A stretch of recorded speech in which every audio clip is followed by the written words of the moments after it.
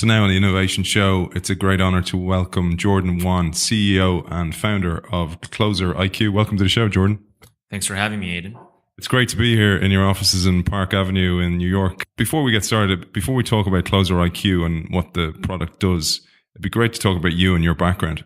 Sure, happy to. I guess real brief, I've been in kind of a lot of different roles, which I guess for me is to become a CEO, you sort of become a jack of all trades, master of none, right? But I started my career, I went to college for computer science at MIT and started my career in finance at a hedge fund, very well known for its culture and its people operations in Connecticut. And then made the plunge into entrepreneurship and joined a healthcare startup here in New York. Doing a variety of things, but at the beginning I was kind of just learning everything. So I moved from like an analytical strategy role to sales, and I ended up managing a sales team. And that's where sort of the kind of different worlds collided. The hard science and engineering and background collided with the softer qualitative business processes of sales. And ultimately, I started CloserIQ from my experiences leading and managing a sales team at a very fast growth company. So fast forward today, CloserIQ, I started with my co-founder about 3 years ago.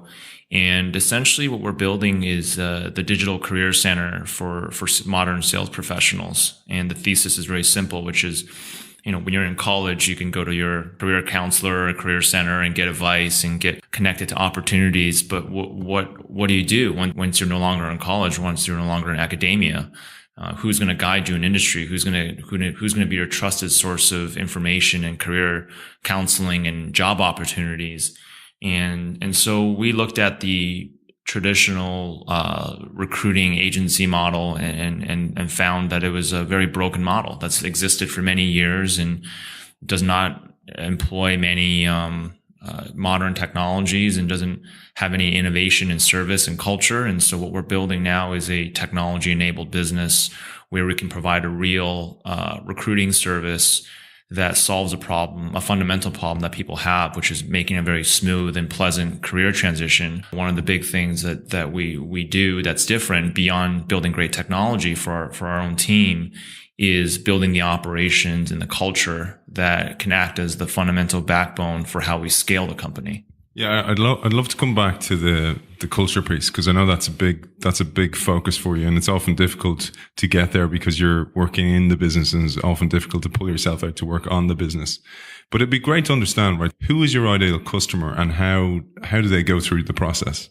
Our business is really a community, and in one way, a lot of people think about it as a double-sided marketplace with employers and hiring managers, and then the other side being the candidates.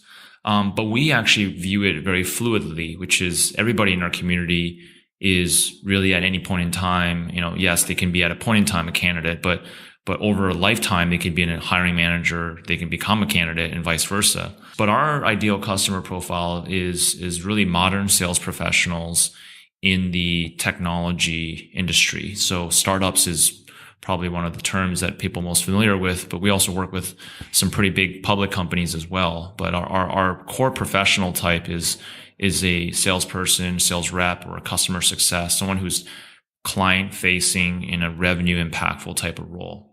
It's really interesting what you said earlier on about the client service piece. And earlier on in the show, we had Shep Hyken on talking about the age of experience in even sales, but retail, everything.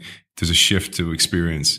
And therefore, the people who may have got you to where you are today are not the people who will get you to where you need to be tomorrow, including your future workforce. And we'll talk about culture in a sec to frame that. But what kind of qualities does CloserIQ look for in the candidate?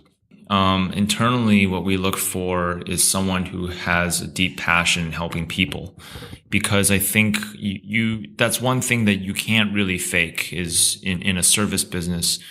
You want to hire folks who will take care of your customers. And, if they have a service mentality of helping people and having a passion in what we have internally, as I've told you, is this give first mentality. I think it really translates the way they speak, the way they interact, the way that they help customers be successful. And that's something that unfortunately you can't teach someone in any reasonable amount of time. It really goes down to their core values, who they are as a human being, what they value in what they do, the type of work that they do. So I think above everything else, we really look for that a sense of service model, service mindset. It's like the whole hire for attitude, train for skill, but you hire for this mindset almost. And we've talked about Carol Dweck's book, Mindset and Growth Mindset, but it's something that I've noticed, and Shep mentioned as well, is the service mentality. And that often comes from your background, maybe the jobs you did as a kid, or even adversity that you've had in your career. Yeah, likewise. I think that most people can relate to that. They start businesses for different reasons. For me, I've always found that I've always been someone that I help people with career advice and, would point people in the right direction, would make introductions amongst my network. But I think as we kind of built the business, there were, just points in time in my life where I felt like it was a mission that I could really get behind. And it's funny because I think a lot of times, companies sort of find their mission over time. But one thing that I don't think people talk about as much is founders finding their mission in time, right? And I don't think that we all sort of wake up in the morning and all of a sudden have a mission. It's usually born out of some kind of personal event, tragedy, or sense of purpose, and something that we all kind of seek for as entrepreneurs. But I was lucky enough to start a business in a vertical, in an industry that I really believed in, and then also having kind of some real powerful personal epiphanies that helped me reinforce the sense of mission and purpose in what we're doing. That is so key, isn't it? The sense of mission for a company. And I suppose you see a lot of startups, and because the founder, like yourself, is CEO and is present and is everywhere in the company, he is the heartbeat of the company. That's kind of easier to manage, but it's when you start to scale up, when you start to hire, even globally, it's very hard to keep that sense of purpose going throughout the whole company. Yeah, absolutely. And, I always tell the story a lot to my new hires, and they kind of ask about, where does the culture come from? Why did you start this company? And, I went through, I guess, I was part of a company that was growing very quickly, and I saw sort of the challenges of scaling fast and hiring the wrong person, the wrong fit, and having to make those tough, termination decisions as a hiring manager, as a sales manager. And it affected me a lot. It burnt me out as a sales manager because it was emotionally taxing to bring people in and to see them leave the company, especially when they have families and other people that they're supporting. But I always talk about that. That's one side of the motivation of why you started a business unit or why you want to solve a problem. But the whole mentality around giving first as our kind of cultural value, our only and the only sort of the first and only cultural value that we really talk about internally on a regular basis, is I had this realization epiphany when I was, this is probably about 5 years ago. I was in Grand Canyons, and I remember standing at the top of the bowl, and the bowl is huge. I don't know exactly, don't quote me, but I think it's like 30, 40 miles as the diameter. But there around the bowl, there's a walking path, and they've scaled the bowl so that every step you take represents, a certain number of years in the history of the planet, of the Earth. And I think a single human step is something on the order of like 1 million years or even larger in terms of scale. And so what you start to realize, and I think everyone reacts to such natural like wonders of the world differently, but to me, it made me realize just how insignificant our lifespan is in the grand sort of history of the world. And it also made me appreciate a lot more that in my lifetime, I meet people, and it's so arbitrary, but it's also very super, lucky to have kind of crossed the people that we meet, whether it's family members or friends or business workers. And when you strip it all away, what our whole legacy on earth is really about to these people that we happen to be coexisting with in that one small piece of our shoe. And it was a really powerful realization. And it kind of made me think a lot more about business, about life, and put kind of things in context. And I said to myself, I want to build a business that I feel good about and that one that I think can really help people. And so giving first is sort of a nice, and at the time I was reading Adam Grant's book, Give and Take, and everything kind of fit in very nicely as to how we're going to be different as a business. So a lot of times now people say, what's your secret sauce? What makes your business different? I don't talk about the technology. I don't talk about some business strategy or innovation. I talk about customer experience. I talk about how we take care of our customers and what we aspire and strive to be as an organization. It's funny. I was watching an old video of Zig Ziglar, the famous sales coach, and he was talking about this. He was saying that so many people complain, and when they get into that mindset of complaining about their coworkers or the family, and they never look at themselves, and when you point a finger, there's three pointing back at yourself, and they never actually realize that, and realize that if they reframe everything, that the world takes on a different meaning, and so does your work. And you've seemed to have done this with your company at a very early stage with your culture to go, this is who we are, and you fit into that or you don't. And quite quickly when you have that, you can actually weed out, because everybody is going to make a mistake with a hire because everybody interviews so well. But on that, what kind of tips would you have for a hiring manager? So what kind of things do you look out for? I think you have to do the exercise as an organization to define what it is that you value. And not everybody has to be that way from day one. I think one of the common misconceptions is that we can't have that as a cultural value because I'm not sure that everyone is that way. Well, it can be an aspiration. It could be a goal, right? And I think everyone has various levels of compatibility towards a certain cultural value. But I think it has to start with, as an organization, you have to sit down and say, and we did this exercise in our last company offsite where we're big enough to actually have people sit down and say, look around the room and write down a list of attributes of the people around you that you either admire or that, you strive to be yourself. And what we did is we had everybody, write it down their list, and then we would have people, and we sat in a circle and everyone took turns going through their lists. And then obviously we told people that you should try not to say something that's already said again. So the last person only had one or two to add, where the first person had a ton.